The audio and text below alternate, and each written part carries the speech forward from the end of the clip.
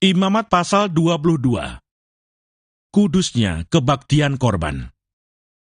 Tuhan berfirman kepada Musa, "Katakanlah kepada Harun dan anak-anaknya, supaya mereka berlaku hati-hati terhadap persembahan-persembahan kudus yang dikuduskan orang Israel bagiku, agar jangan mereka melanggar kekudusan namaku yang kudus. Akulah Tuhan.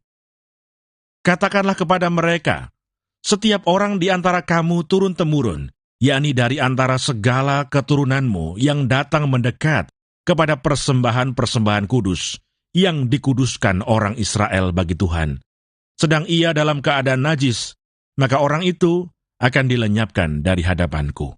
Akulah Tuhan. Seseorang dari keturunan Harun yang sakit kusta, atau yang mengeluarkan lelehan, janganlah memakan persembahan-persembahan kudus sebelum ia menjadi tahir. Dan orang yang kena kepada sesuatu yang najis, karena orang mati, atau orang yang tertumpah maninya, atau orang yang kena kepada seekor binatang yang merayap, yang menajiskan dia, atau kepada salah seorang manusia yang menajiskan dia, dengan kenajisan apapun ia menjadi najis. Orang yang kena kepada yang demikian itu menjadi najis sampai matahari terbenam. Dan janganlah ia makan dari persembahan-persembahan kudus sebelum ia membasuh tubuhnya dengan air. Sesudah matahari terbenam, barulah ia menjadi tahir, dan sesudah itu bolehlah ia makan dari persembahan-persembahan kudus itu, karena itulah yang menjadi makanannya. Janganlah ia makan bangkai atau sisa mangsa binatang buas, supaya jangan ia menjadi najis karenanya. Akulah Tuhan.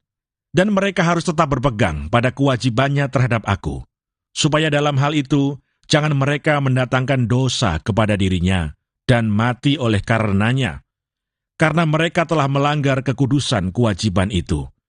Akulah Tuhan yang menguduskan mereka. Setiap orang awam janganlah memakan persembahan kudus. Demikian juga pendatang yang tinggal pada imam ataupun orang upahan.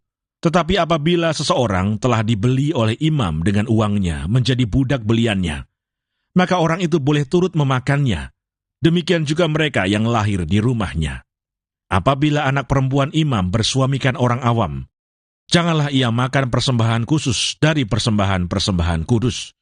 Tetapi apabila perempuan itu menjadi janda atau diceraikan, dan ia tidak mempunyai anak, dan telah kembali ke rumah ayahnya seperti waktu ia masih gadis, maka ia boleh makan dari makanan ayahnya. Tetapi setiap orang awam janganlah memakannya.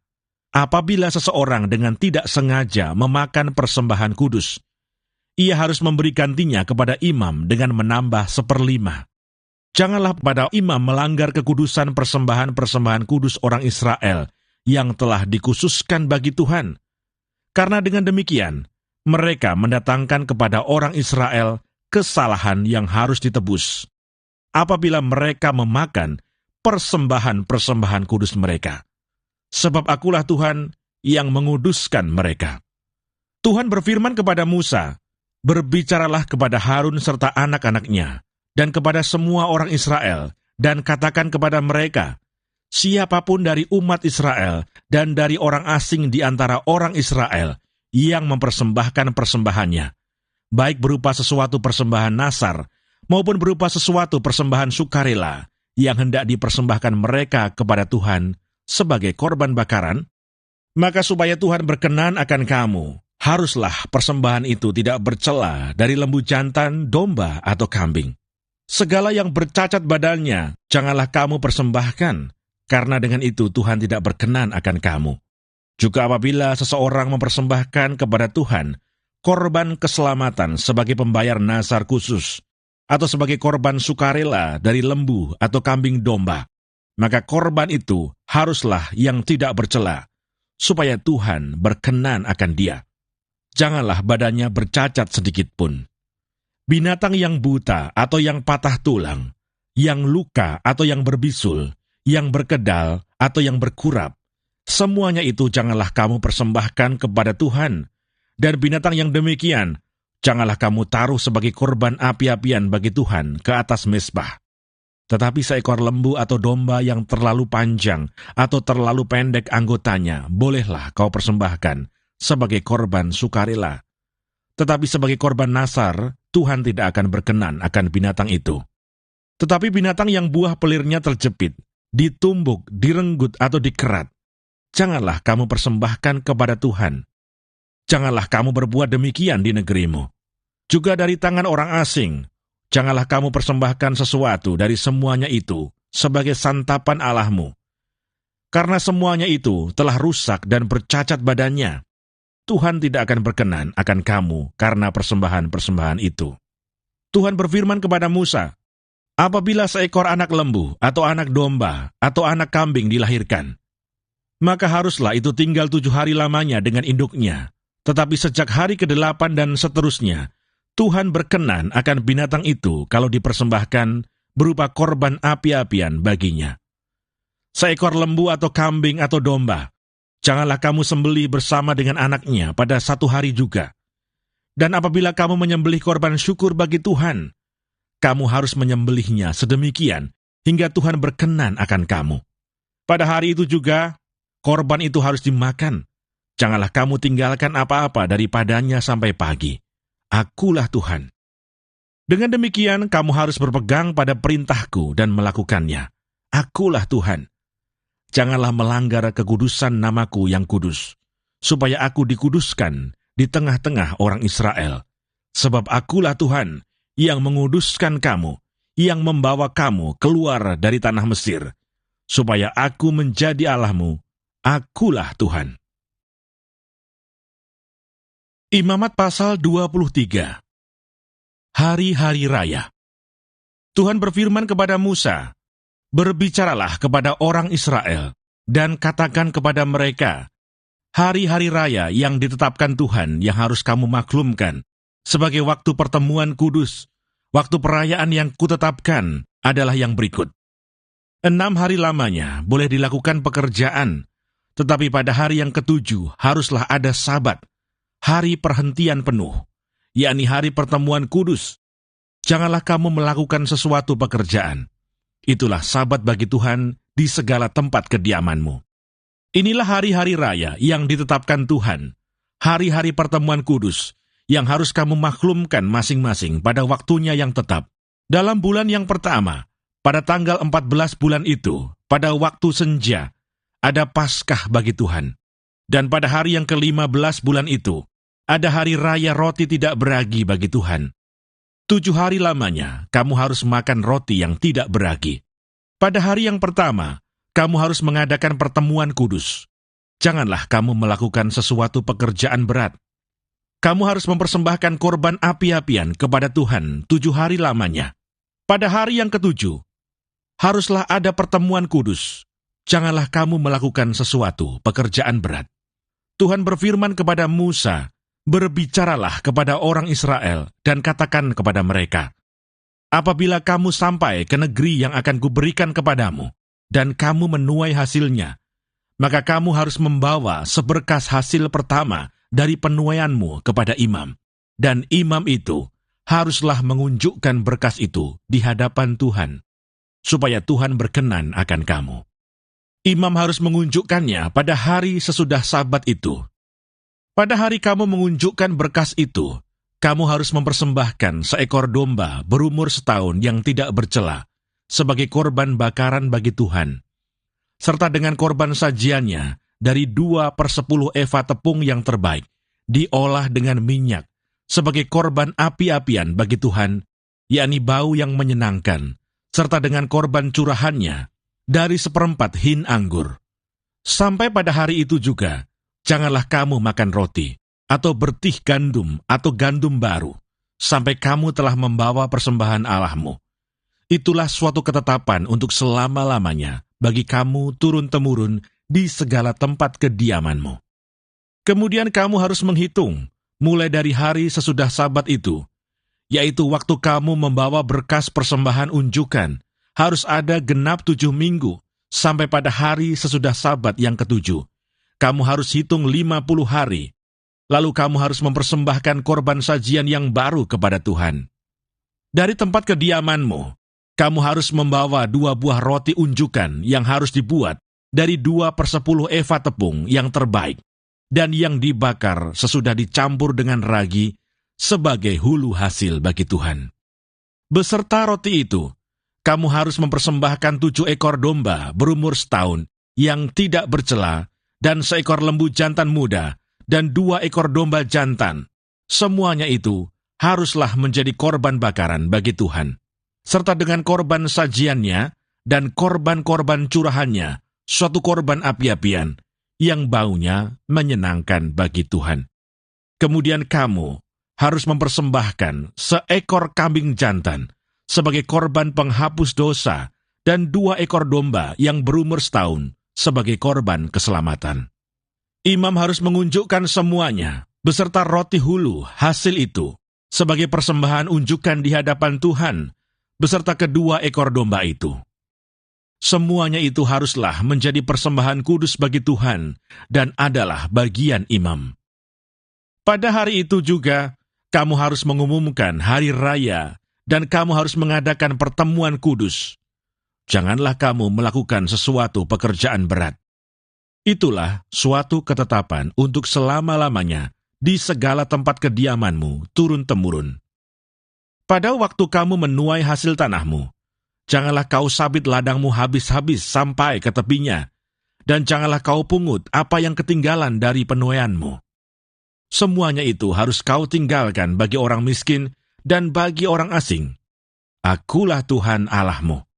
Tuhan berfirman kepada Musa, "Katakanlah kepada orang Israel begini, dalam bulan yang ke-7, pada tanggal 1 bulan itu, kamu harus mengadakan hari perhentian penuh yang diperingati dengan meniup serunai, yakni hari pertemuan kudus. Janganlah kamu melakukan sesuatu pekerjaan berat, dan kamu harus mempersembahkan korban api-apian kepada Tuhan." Tuhan berfirman kepada Musa, "Akan tetapi pada tanggal 10 bulan yang ke-7 itu, ada hari pendamaian.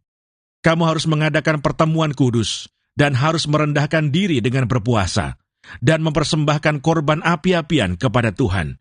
Pada hari itu janganlah kamu melakukan sesuatu pekerjaan. Itulah hari pendamaian untuk mengadakan pendamaian bagimu di hadapan Tuhan Allahmu.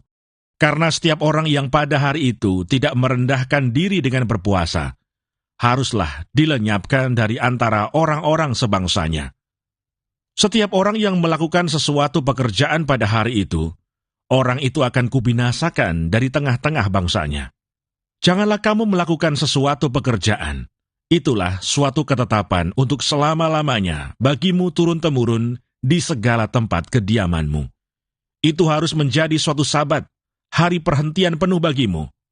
Dan kamu harus merendahkan diri dengan berpuasa.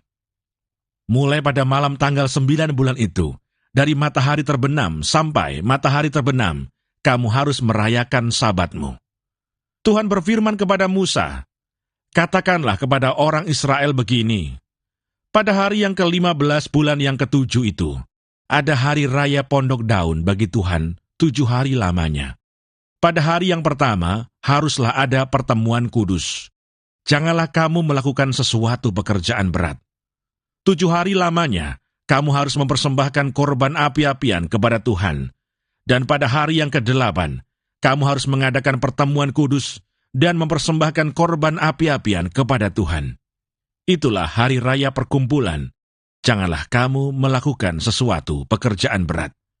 Itulah hari-hari raya yang ditetapkan Tuhan, yang harus kamu maklumkan sebagai hari pertemuan kudus untuk mempersembahkan korban api-apian kepada Tuhan, yaitu korban bakaran dan korban sajian, korban sembelihan dan korban-korban curahan, setiap hari sebanyak yang ditetapkan untuk hari itu, belum termasuk hari-hari Sabat Tuhan, dan belum termasuk persembahan-persembahanmu, atau segala korban nasarmu, atau segala korban sukarelamu, yang kamu hendak persembahkan kepada Tuhan.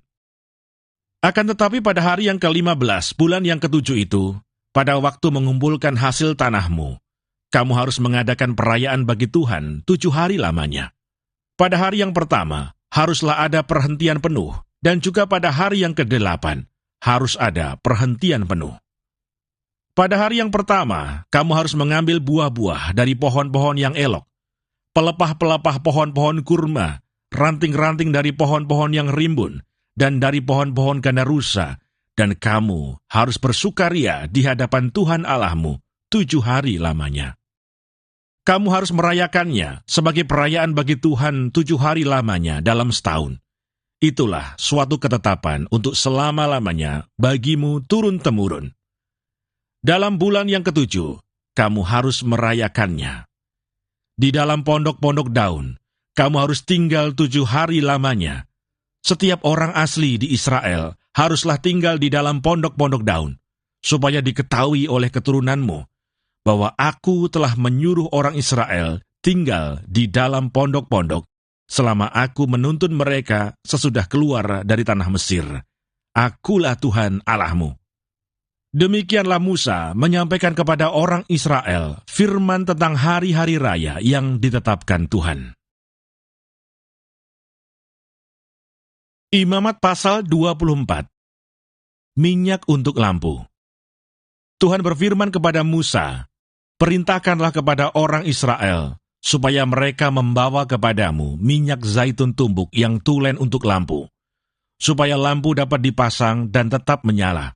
Harun harus tetap mengatur lampu-lampu itu di depan tabir yang menutupi tabut hukum di dalam kemah pertemuan dari petang sampai pagi di hadapan Tuhan.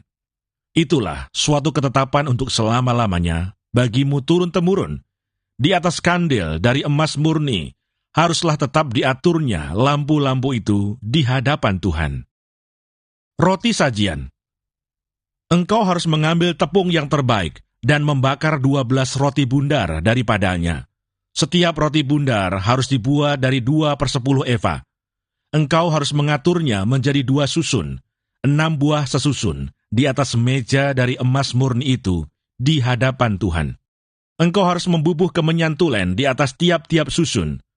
Kemenyan itulah yang harus menjadi bagian ingat-ingatan roti itu, yakni suatu korban api-apian bagi Tuhan. Setiap hari Sabat, ia harus tetap mengaturnya di hadapan Tuhan. Itulah dari pihak orang Israel, suatu kewajiban perjanjian untuk selama-lamanya. Roti itu teruntuk bagi Harun serta anak-anaknya, dan mereka harus memakannya di suatu tempat yang kudus. Itulah bagian maha kudus baginya dari segala korban api-apian Tuhan. Itulah suatu ketetapan untuk selama-lamanya. Penghujat nama Tuhan dihukum lain-lain kejahatan. Pada suatu hari, datanglah seorang laki-laki, ibunya seorang Israel, sedang ayahnya seorang Mesir di tengah-tengah perkemahan orang Israel. Dan orang itu berkelahi dengan seorang Israel di perkemahan. Anak perempuan Israel itu menghujat nama Tuhan dengan mengutuk, lalu dibawalah ia kepada Musa. Nama ibunya ialah Selomit binti Dibri dari suku Dan. Ia dimasukkan dalam tahanan untuk menantikan keputusan sesuai dengan firman Tuhan. Lalu berfirmanlah Tuhan kepada Musa, "Bawalah orang yang mengutuk itu keluar perkemahan, dan semua orang yang mendengar haruslah meletakkan tangannya ke atas kepala orang itu. Sesudahnya, haruslah seluruh jemaah itu melontari dia dengan batu. Engkau harus mengatakan kepada orang Israel begini, setiap orang yang mengutuki Allah harus menanggung kesalahannya sendiri.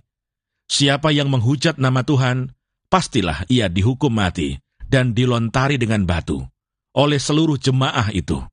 Baik orang asing maupun orang Israel asli, bila ia menghujat nama Tuhan, haruslah dihukum mati.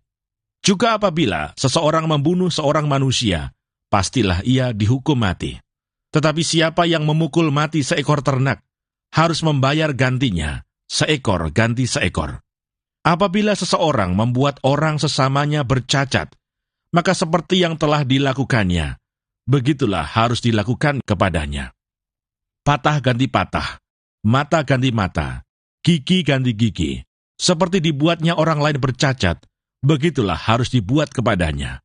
Siapa yang memukul mati seekor ternak, ia harus membayar gantinya. Tetapi siapa yang membunuh seorang manusia, ia harus dihukum mati. Satu hukum berlaku bagi kamu, baik bagi orang asing maupun bagi orang Israel asli, sebab akulah Tuhan Allahmu." Demikianlah Musa menyampaikan firman itu kepada orang Israel. Lalu dibawalah orang yang mengutuk itu keluar perkemahan, dan dilontarilah dia dengan batu. Maka orang Israel melakukan seperti yang diperintahkan Tuhan kepada Musa.